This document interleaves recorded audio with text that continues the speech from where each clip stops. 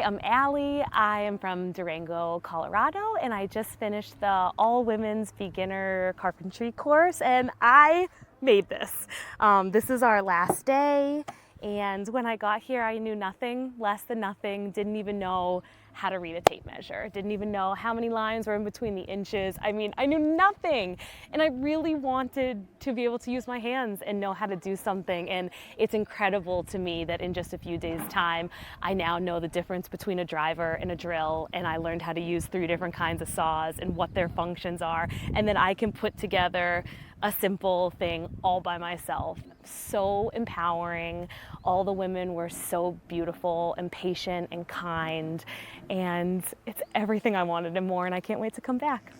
I really want to come back. I want to continue it. Like, this is just the start, you know? So yeah, this is the start of my journey, so I probably will come back. And then I want to learn how to make a tiny home, and I feel like I maybe could.